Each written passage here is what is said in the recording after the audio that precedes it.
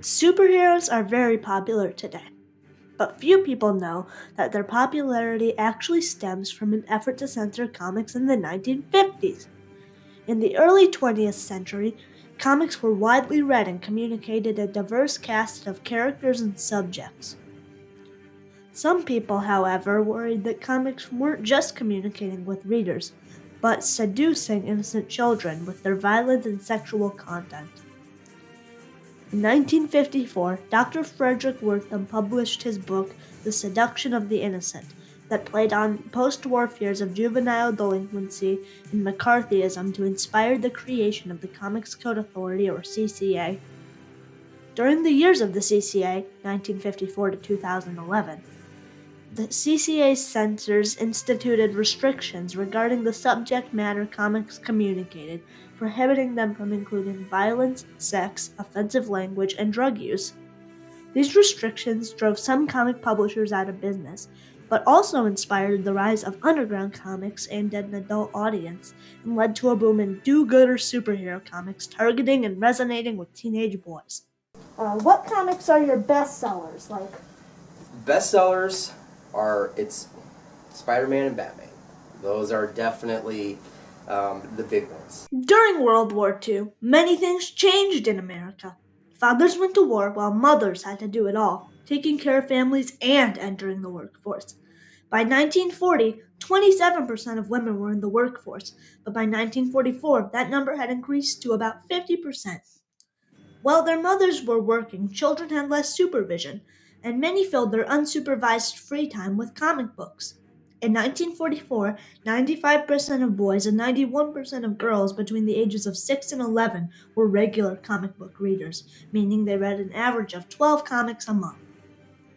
Many of the comics that were popular during this time featured gruesome content and suggestive themes. A cover from popular crime suspense stories by EC Comics displayed a man holding a woman's severed head in his left hand and a bloody axe in his right hand, while standing above the woman's limp body lying on the ground. EC Comics' Vault of Horrors Buried Alive depicts a wife burying her husband alive. In 1954, there were 50 articles in the New York Times linking comic books and delinquency, and one concerned citizen wrote a letter to Dr. Frederick Wertham complaining that, in the presence of comic books, their children behaved as drugs. German psychiatrist and author Dr. Frederick Wertham worried about the messages these comics were communicating to children.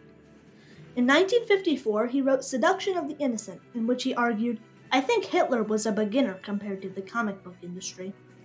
According to Dr. Wertham, the comics were immoral and violent and corrupted children. Eager to prevent children from reading these comics, he started a public campaign to censor comic books.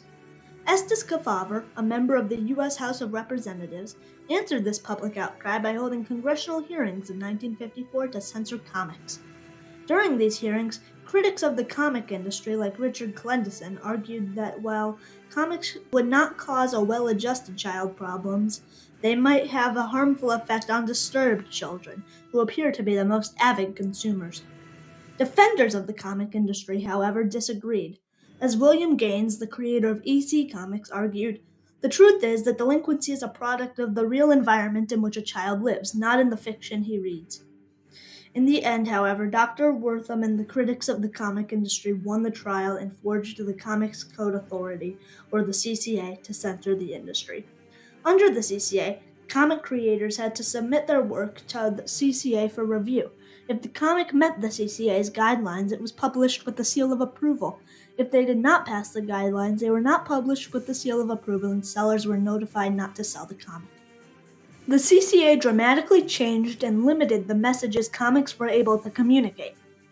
Before the CCA, there were a lot of different types of comics. According to Alex Abad-Santos, senior culture reporter at Vox, the beauty of pre-code comics was that they told a myriad of different stories, featuring different people, like women who were lowering the boom on Nazis, or black detective Ace Harlem in all Negro comics. The code got rid of all that beauty and pressed each book, each writer, into a mold of conformity. After the CCA, the only comics that thrived were superhero comics. According to Mark Oxaby, professor of American literature. Given the virtual elimination of crime and horror comics, several publishers began to place more emphasis on their superhero books, in which the violence was larger than life. It was in the aftermath of the CCA that some of Marvel's most famous superheroes, Spider-Man, Iron Man, and Black Widow, were born. Another unexpected consequence of the CCA was that it led to more satirical comics and an underground comics movement written with adult fans in mind.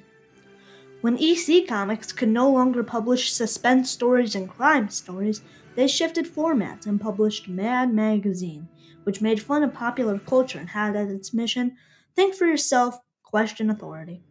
The success of Mad Magazine, in turn, inspired the underground comics movement, which were unauthorized self-published comics that were usually comical or political.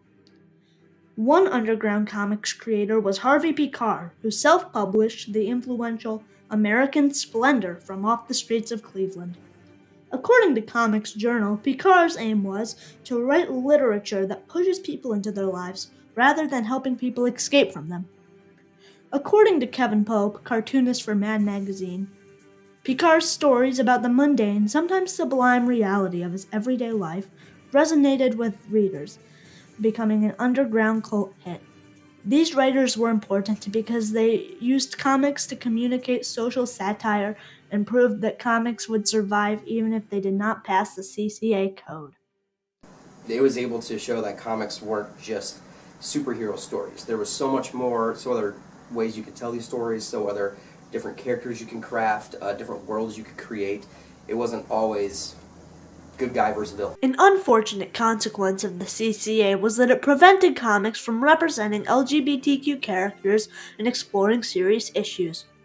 As part of his campaign against comics, Dr. Wortham complained that Batman and Robin was a wish dream of two homosexuals living together.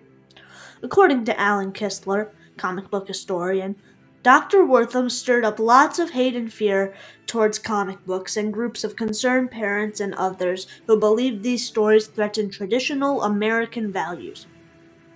After the CCA was adopted, comic creators steered clear of characters that might be perceived as LGBTQ. Another unfortunate consequence of the CCA was that it kept comics from exploring serious issues like drug use. In 1971, the Department of Health, Education, and Welfare asked Stan Lee to produce a 3-part anti-drug storyline in Spider-Man. When the CCA refused to give its seal of approval, Stan Lee decided to go around them and publish the comic anyway.